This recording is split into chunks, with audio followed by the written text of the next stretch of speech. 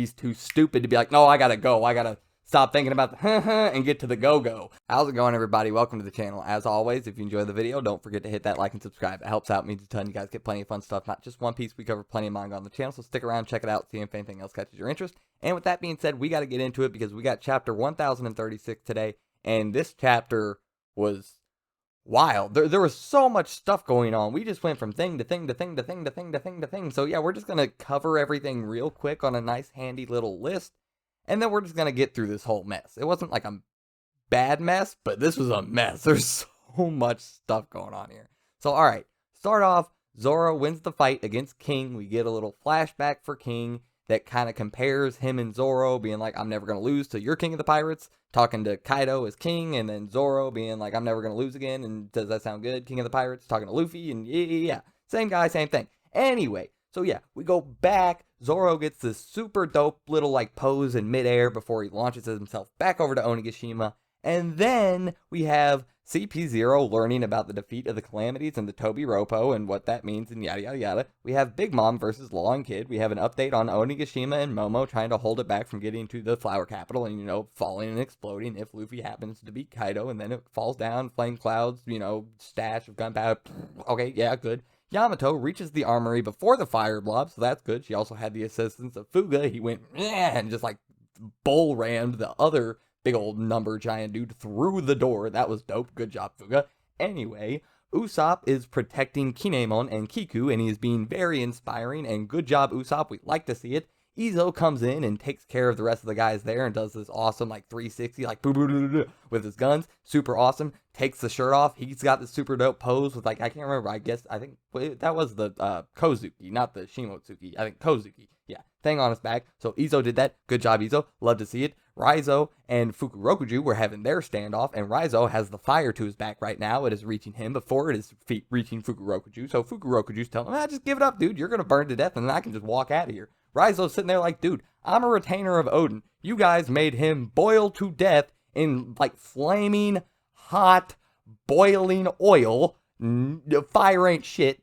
Deal with it. I'm staying here. I ain't moving. Good job, Raizo. We like to see it. Anyway, Hiyori is distracting Orochi. At least that is what I think her ploy is. She is sitting there kind of distracting him, taking his attention away from everything going around because he's like infatuated with her. So she distracts him long enough, he can get caught in all the stuff going around and just dead. Good job. Like to see Hiyori. Anyway, Apu. I hate you, Apu. You're a terrible person. You were starting to get on the up and up just a little bit, and you nosedived again because he and one of the numbers just leave Drake and one of the other numbers to deal with the CP0 members by themselves. They just get out of there like little stupid.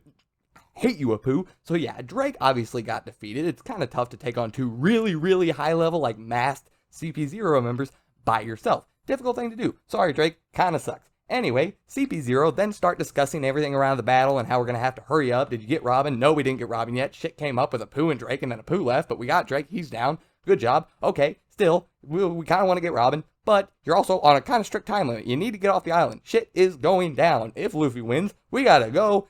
Things are going to be decided. This era is going to be decided in like a couple minutes. Come on, let's hurry up. Let's go. Then we go over to the top of the roof on top of Onigashima with Luffy and Kaido up there, and they have this super cool, well, not really clash. They were kind of clashing, but then they also trade blows, but then they also get up laughing about it, and it was super dope, and that was the chapter. Do you see why I made this list and ran through all of this so quickly? Because there's a lot of stuff that happened in this chapter. Oh my god. Whew. Wow. I didn't expect that to be that bad. Oh my god, I'm 4 minutes into the recording. Wow. Oh my god. So yeah, this was a super dope chapter. I hope you guys enjoyed that really fast rendition of it. That actually got kind of difficult in the end, and I was definitely running out of breath. But yeah, so much happened here. This was so wild and so good, but we're going to kind of break more of it down one by one with a little bit more time for each subject. So yeah, back to the beginning. We have King. He got his wing just straight cut off. Like, this dude is messed up. Big gash down the center. Yeah, he got destroyed. And yes, we learned this is official. Winner of the battle between Zoro and King is Zoro. And yeah, we get this little flashback to where Kaido's sitting there and he's like, wait a minute, you think I'm Joy Boy? Wow, that is wild. King is sitting there like, I mean, legends are legends, and it doesn't really matter anyway. I owe you my life, so I'm following you until you become king of the pirates. And until that happens, I'm not going to lose. this also gets referenced, and we also get to see back to when Zoro was telling Luffy after he got defeated by Mihawk that he was not going to lose again until Luffy became king of the pirates. All that good stuff, we get this nice little parallel between the two of them. So yeah, hopefully they can share a little bit of respect between one another. But that may be a little difficult because, yeah, I don't know if I'm sharing respect with somebody who cut my wing off. Like, damn, Zoro! That's rough. Jesus. Okay, anyway, somebody tell one of the minks after all this is over to, like, leave one of those hyper-regenerative syringes around for King. Maybe he can, like, stab himself with that thing and it'll regrow the wing. Who knows? I don't know. I don't know the extent of those things. But yeah, Zoro is, like, mid-air after the cut. Like, if this is what it takes, I'll become the king of hell. And he's sitting there with 3 swords, all hockeyed up, super cool, literally in mid-air, just like flying off the roof before he decides to do that little pressure attack that sends him flying backwards like he did, well, previously in this fight. And yeah, he thuds back on top of Onigashima.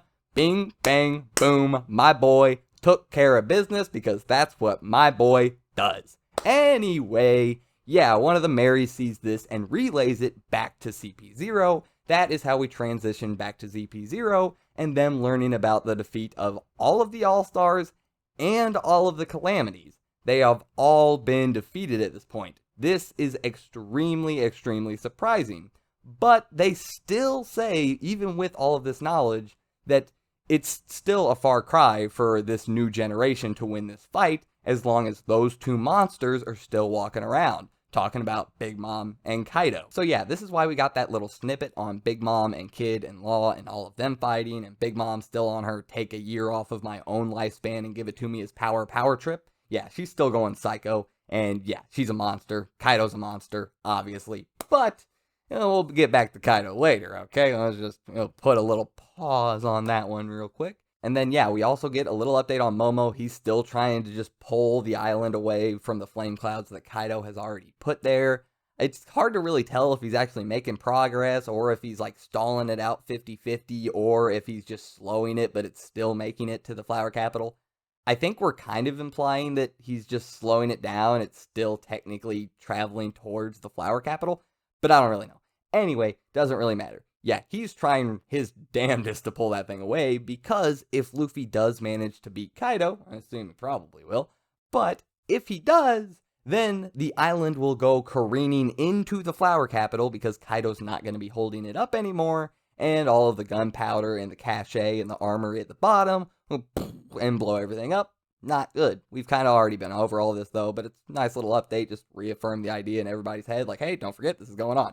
Anyway, this connects directly to Yamato, who we cut to next, because Yamato is also dealing with fire and gunpowder and the armory and trying to prevent a big explosion that will kill a lot of people. So yeah, they're both kind of doing the same thing, so that's that transition there to Yamato. So yeah, Yamato's running up to the armory, Fuga's there too, and it's just like, Fuga, hit him! I don't got time. Fuga just, Fuga! Boom! And just slams into the dude bull style straight through the door. Yamato just keeps going like, thanks, buddy! Da-da-da-da-da. Yeah, job well done. Good job. There we go. Now we just need, you know, Frost Wolf to deal with the big fire blob. Pretty good matchup if I had to pick a person to put in the armory to fend off the fire blob right now. That's all I'm saying. Anyway, yes. Then we hop over to Usopp because, well, he's kind of using Skull Bomb Grass, and that's kind of like a fiery explosion bomb type attack, sort of-ish. Never really seems like fire, but I don't know. I feel like Skull Bomb Grass would probably be pretty hot, and it's an explosion, and we're talking about explosion with Onigashima. So yeah, transition over to Usopp, and yeah, he is just fighting off like a horde of beast pirates. I don't know. I'm sure there's some gifters, there's some pleasures, there's some waiters, there's just a little bit of everything in this group. And yeah, Usopp's just firing off at everybody, trying to fend them all off and keep them all away from Kinemon and Kiku. Kinemon's just like, leave me be, it's fine, I'm about to die anyway, just take Kiku. Kiku's like, no, I'm about to die, just take Kinemon. Usopp's like, I cannot stand this, okay? It's not, why do you guys just sit here and be so okay with death? Why do you come so far and fight so hard just to be like, it's fine, I'll just die? No, keep fighting, Keep struggling to live. That's what I do. I get it. Sometimes I'm sitting here, I'm snotting, I'm crying. It looks stupid and gross, and it's not that honorable. Sometimes it is disgraceful. But to live on past this, because it's more than just about fighting here. That's what you need to do. And he's just sitting there firing away. Great Usopp moment. These are the type of moments we love from Usopp. It's the everyman standing up in the face of sheer absolute terror because he wants to live and because he wants to protect the people close to him. It's pushing past that fear. Good job, Usopp. Anyway, this is when Izo comes in and has his super badass moment and saves the day and does like the 360 gun thing. Super cool. Also does like the shirt throw off thing with the muscles and the back tattoo. Yeah, Izo, pretty dope. Anyway, yeah, Izo, it's kind of good for him to come in here because him and Kiku, brother and sister, ta-da, yeah. Good thing there, good nice connection, more transitions to other stuff, ta-da. Yes, this chapter flows really well with transitions through small connections. It did a really good job of that. Anyway, going over to Raizo and Fukurokuju. Yeah, Raizo, like I said, actually, honestly, I really covered this in the quick interpretation. They're standing off. They both have a paralysis jutsu on the other one. And yeah, they're just sitting there like, who are the flames going to hit first? The flames are getting to Raizo's back before they're getting to Fukurokuju's back. So at this rate, Raizo's probably going to burn to death, and then Fukurokuju maybe start getting a little fire on his tush, but nothing big deal. He can just run away after it. It's fine. Raizo's sitting there like, dude, I don't care. I'm not moving. I don't care if the fire's on top of me. I don't care if I burn to death. I am a retainer of Odin. A fire like this is not even hot to me. Like I said, you made him burn to death in boiling oil and shot him in the forehead during the process. This ain't nothing. I ain't going nowhere. So yeah, good job, Raizo. That was awesome. Like I said earlier, Hiyori, I think her ploy is kind of just to distract Orochi long enough to where he can't get out anymore. Just get him to go down with the ship because he's so infatuated with her. He's too stupid to be like, no, I gotta go. I gotta stop thinking about the and get to the go-go. He's too dumb.